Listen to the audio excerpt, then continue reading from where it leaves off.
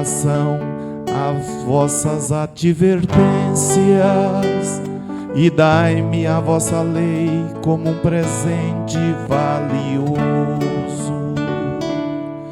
Aleluia, aleluia, aleluia, aleluia, aleluia, aleluia, aleluia. O Senhor esteja convosco. Ele está no meio de nós. Proclamação do Evangelho de Jesus Cristo segundo Marcos. Glória a vós, Senhor. Naquele tempo, os fariseus e alguns mestres da lei vieram de Jerusalém e se reuniram em torno de Jesus.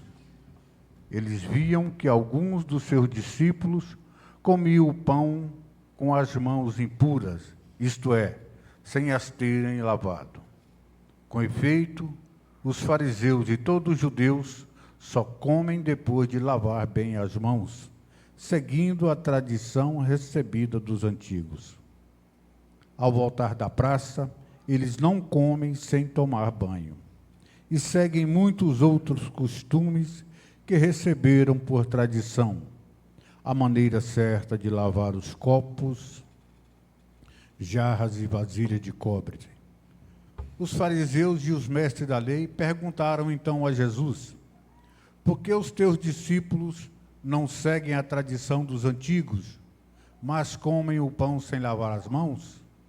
Jesus respondeu: bem profetizou Isaías a vosso respeito, hipócritas, como está escrito: esse povo me honra com os lábios, mas o seu coração está longe de mim. De nada adianta o culto que me prestam, pois as doutrinas que ensinam são preceitos humanos. Vós abandonais o mandamento de Deus para seguir a tradição dos homens. E dizia-lhes: vós sabeis muito bem como anular o mandamento de Deus a fim de guardar a vossa tradição. Com efeito, Moisés ordenou: honra teu pai e tua mãe.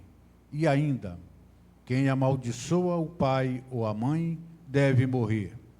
Mas vós ensinais que é lícito alguém dizer a seu pai e a sua mãe: o sustento que vós poderiam receber de mim é corbã, isto é, consagrado a Deus. E essa pessoa fica dispensada de ajudar seu pai ou sua mãe. Assim vós esvaziais a palavra de Deus com a tradição que vós transmitis. Vós fazeis muitas coisas como esta. Palavra da salvação. Glória a vós, Senhor. Caríssimos irmãos, ontem nós iniciamos a leitura do primeiro capítulo da Bíblia, do primeiro livro, do livro do Gênesis.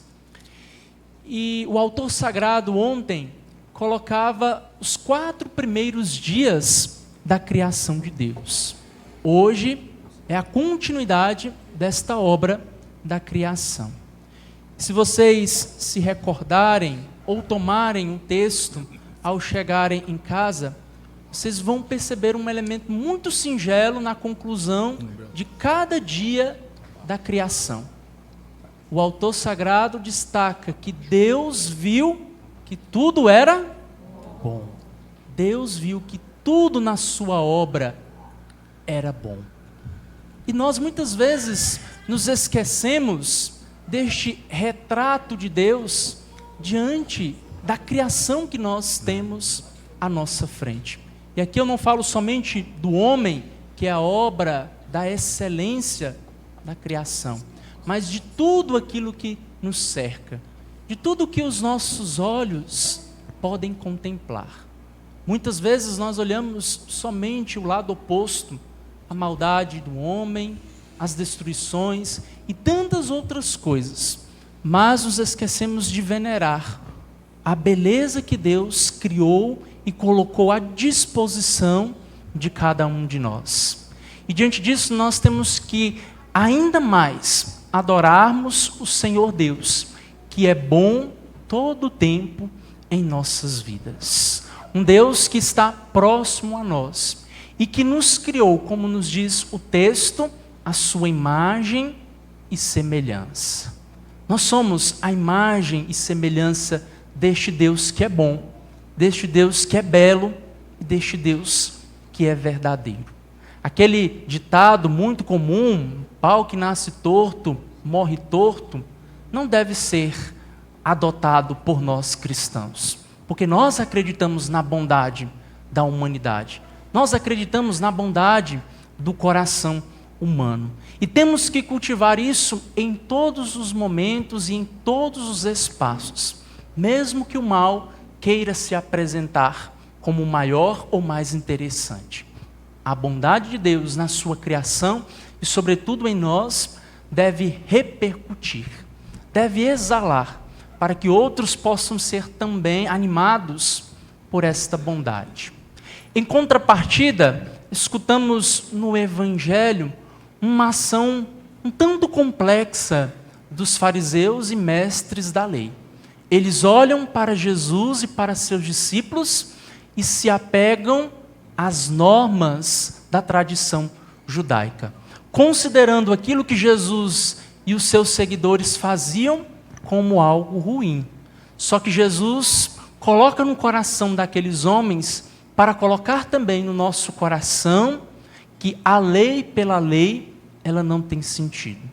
Uma religiosidade trajada como boa, no fim das contas, se não nos aproxima de Deus, mas somente nos prende a este mundo, ela é algo ruim.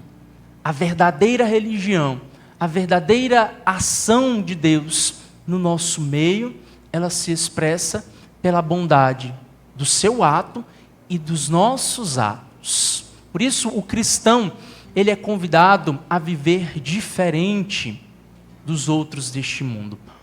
No domingo, eu falava, dentro da liturgia da palavra, justamente das práticas ruins que nós deixamos entrar dentro do nosso cristianismo, dentro da fé que nós abraçamos. E assim, muitas vezes, nós nos igualamos, nos nivelamos a muitos outros que estão aí fora, ao ponto de muitos olharem para os cristãos e não se sentirem identificados, não se sentirem atraídos por nosso Senhor Jesus Cristo, porque não veem nada de extraordinário em muitos que estão espalhados por aí, que não vivem os valores do Evangelho.